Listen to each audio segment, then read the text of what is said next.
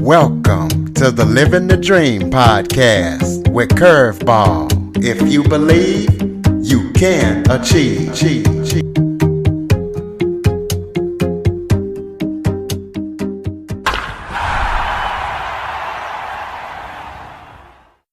Welcome to the Living the Dream with Curveball podcast, a show where I interview guests that teach, motivate, and inspire. Today, we're going to be talking about post-traumatic hood disorder, as I am joined by post-traumatic hood disorder expert, King Ruler. King Ruler is from South Central Los Angeles. He knows all about post-traumatic hood disorder, as you know, he's went through a lot in his life.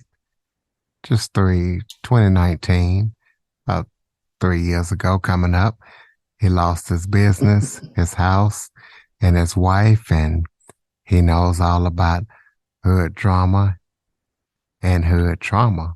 So we're going to be talking to him about what post-traumatic hood disorder is. So King Ruler, thank you so much for joining me today. Thank you for having me, Papa. Why don't you start off by telling everybody a little bit about yourself? Gladly. Like you said, born and raised in South Central LA. Second oldest of four siblings, born to a lifetime county recipient household. Loved my mother, but hey, it is what it was. But that poverty played a part in the traumas that I endured growing up and my understandings of life in many aspects. But particularly, like I said, I grew up in South Central, in the height of everything you saw in colors, everything you saw in Boys in the Hood, everything you saw in Menace Society. That was how I grew up. Actually, a lot of those cats in those movies I went to school with. But I grew up in that environment, very harsh, very rough environment, no room for any weaknesses or softness whatsoever, no vulnerability whatsoever, just kind of one trauma after the other. So in that environment, I had to grow up pretty quickly. And I had to, when I say grow up, I don't mean literally grow up, but I mean like adjust the way I think and kind of adjust who I really was just to survive that environment, which means I had to become more aggressive. And later then, after leaving the hood, I got married a couple of times. And after my first marriage, I wound up going to counseling, and I wound up going to counseling for about 3 months. And I sat down with the lady and told my story about a month into the counseling session. And I realized that that was pretty much traumatic and it wasn't normal. But my question was, why wasn't it normal? Like, why is this normalized where I come from? Because I had been around a lot of places and I had noticed that it wasn't normal in other places. It was only normal in hood environments. So I didn't connect two and two at the time.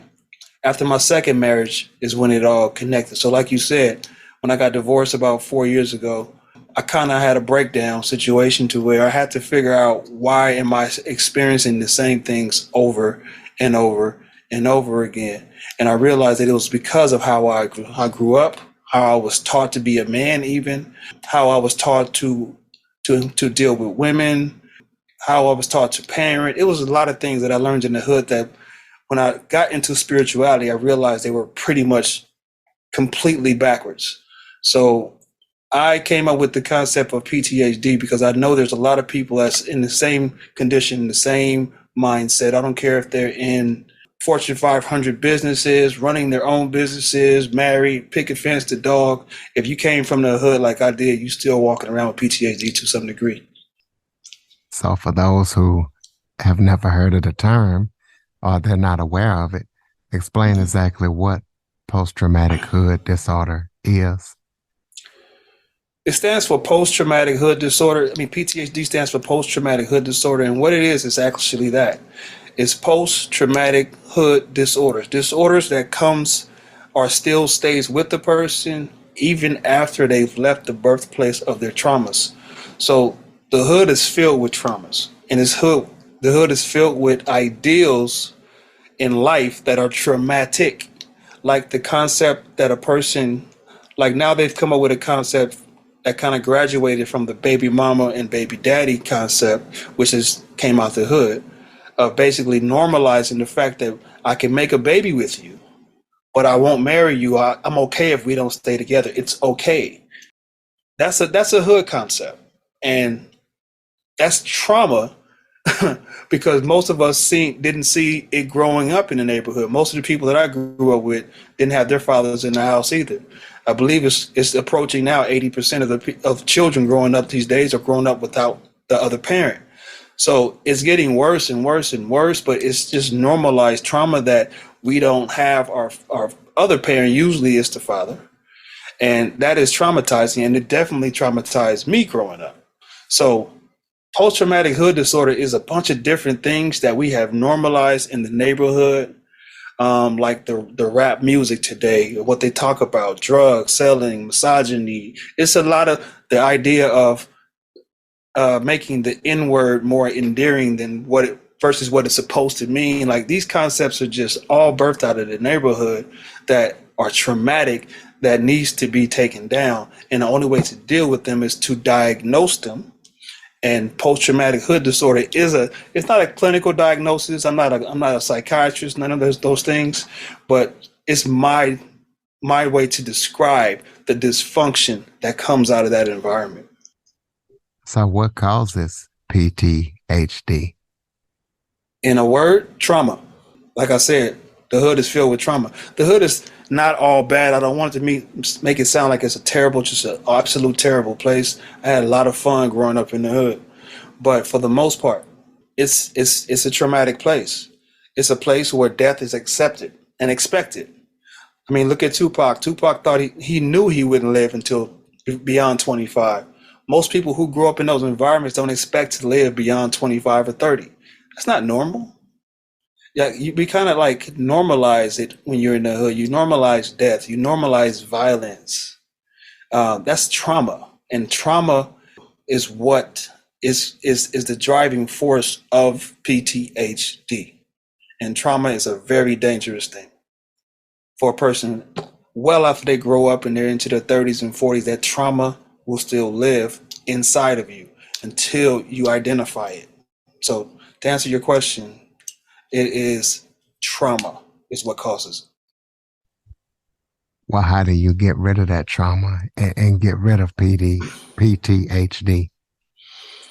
Identify it like anything else. If you go to a doctor's appointment, the doctor has to ask you a series of questions, your background, your history, your medical history, your family's history. They have to try to diagnose what the problem could be. They can't fix a problem unless they diagnose it.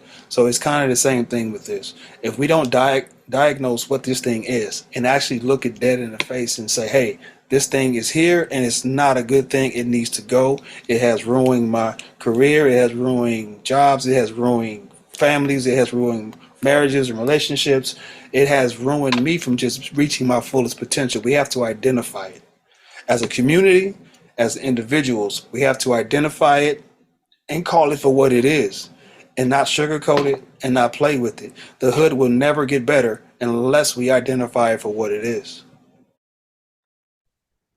Do you feel like someone moving out of the hood and or finding success will help them not have PTHD? Why not? Absolutely not. Like I said, it really doesn't matter. Like just check out the concept of Ja Morant, right? Like the brother's 200 million strong, and he still want to be hood. Like it now, he's sitting on the sideline. Like that's how it affects you. You get married, and you don't know how to treat a woman because you've been watching Snoop Dogg rap for too long. Like you don't know how to treat a woman. You don't know how to parent because you didn't have a parent. You're basically just trying by happenstance. You don't know what to do because you've never really seen it. You don't know how to love a woman even because you probably never seen someone love your mother. Like it's a very serious thing. And that's kind of, like I said, man, it's kind of like what we got to do is identify it for what it is and really just stop playing I'm so sick of the music today that justifies it. I'm so sick of these rappers today that justifies it. And nowadays, I'm so sick of the R&B singers that has their way of justifying it. It's like we get it from all angles, and it's sickening to watch, especially when you know what it is. But moving out of the neighborhood is not going to settle that issue. I don't care how much money you get. I don't care how many cars you buy. I don't care how many vacations you can take with the family a year. It doesn't matter. Like that stuff is still there. I guarantee you, to some degree, they may not know why, what's the cause of something in their life, but I guarantee you, it's rooted in that. Well, share with the listeners how you yourself beat PTHD. I won't say I beat it because I don't technically subscribe to the concept of completely healing something. I don't think anything completely heals. I think we learn to maintain it and manage it. But I got through it, and I began to get on the right track by just like I said, identifying it. But it wasn't until I got that divorce 4 years ago, when I told you I lost all those things, the house, the car, the wife, all that whole thing. That was when it broke me down. Like that really broke me literally down to tears. And I had to realize that I didn't know how to be a man. I didn't know what this whole life thing was about. Everything that I had learned, I had to kind of like renege on and just admit that I didn't know what I was doing and had to start from scratch all over again. And I kind of went back to counseling again, and I revisited the concept of PTSD. And I had to face those demons that I kind of had been tucking under successes in life and, those things. And when I did that, when I faced them, it was hard. It's still hard every day. It's still some things that I'm still dealing with every day.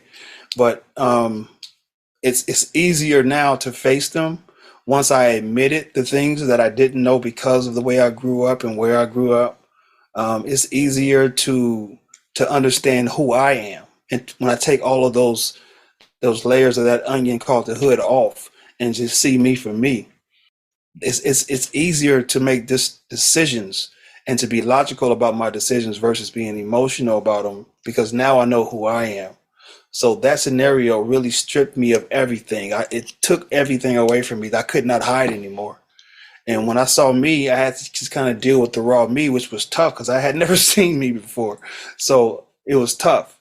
So it's every day. It's an everyday task that I continually have to build upon, because I'm technically kind of starting over, at least about a good 4 years back. I'm starting over and rebuilding who King Ruler actually is. I can't be a king until I actually admit, first of all, I don't know how to be a king, and when I do that, then I can seek how to be a king and learn the right ways to be the king. That's why I call myself the king ruler, because I rule myself. I'm the ruler of me. I'm not saying it in the sense that I have a throne and I got all this gold and silver. That's not what the purpose is. I am the ruler of my own temple, and that's me. And until I understand who that person is, or until anybody else understand who they are, they can't rule themselves. So that's kind of the whole concept of this whole thing.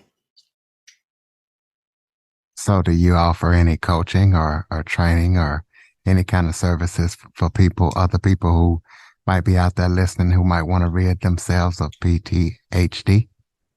Yes, I do. I offer coaching for PTSD.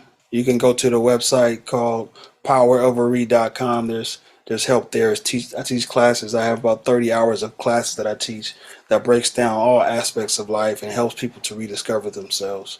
It's called poweroveread.com. Okay, and spell that out for the listeners. We'll put it in the show notes too, but just spell it for them. Power, POWEROFORI, as in igloo.com. All right. Well, do you have any other upcoming projects that you're working on that people need to know about? Well, we're doing the Heal the PTSD podcast. That's up and going now. We are working on some workshops for the summertime. We are really trying to gear this PTSD movement towards the kids, because with what the kids are dealing with now, especially with the bombardment of the music, is really a big thing.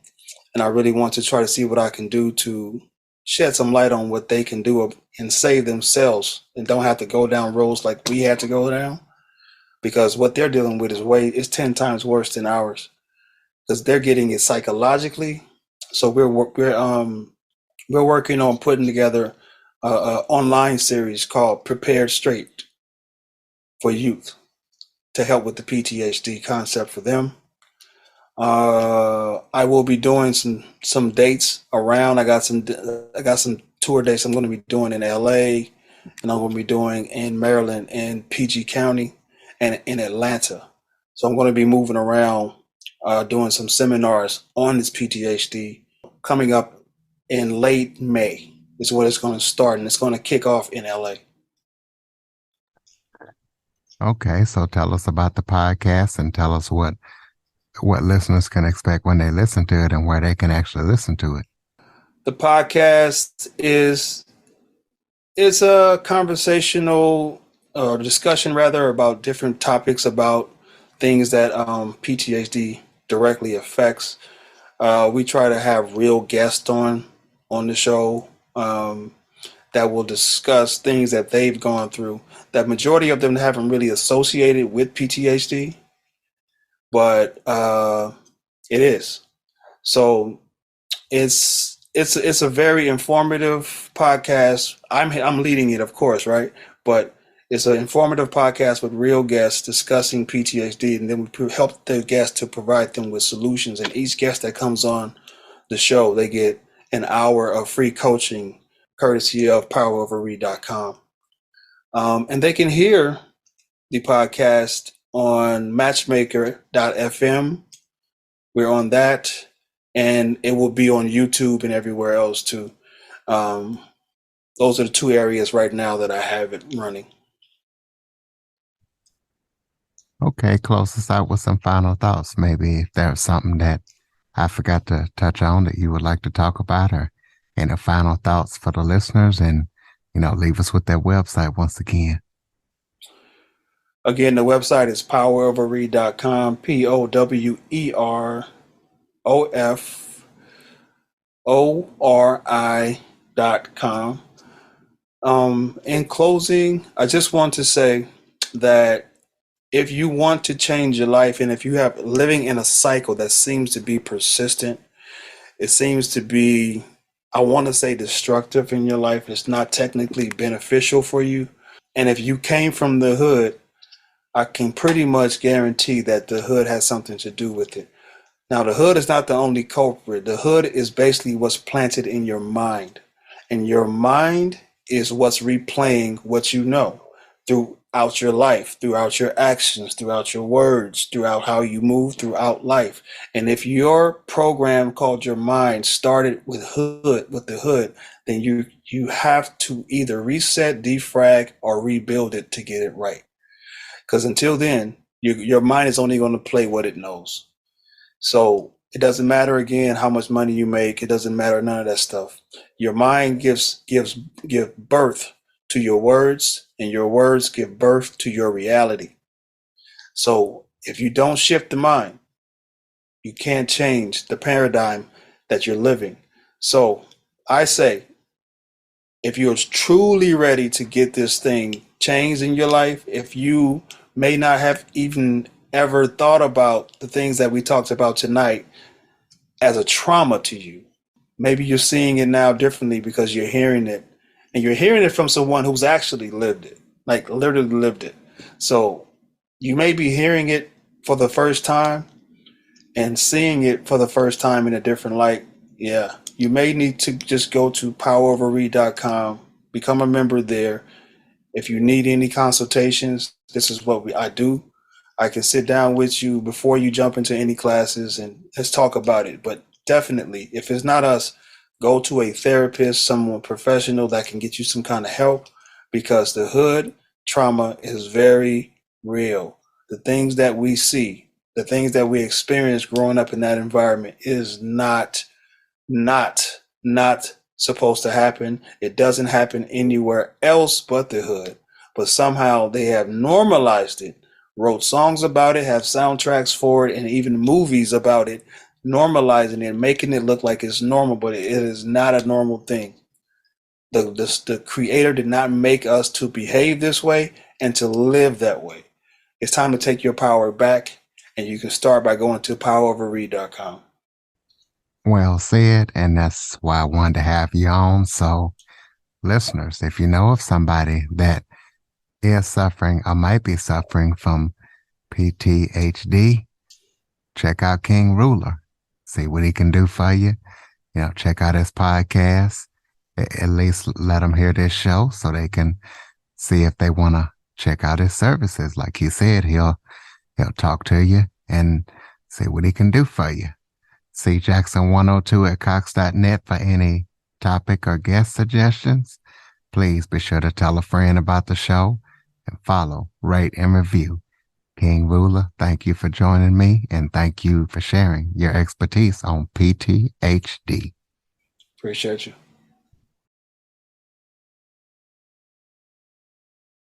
For more information on the Living the Dream podcast, visit www.djcurveball.com. Until next time, stay focused on living the dream.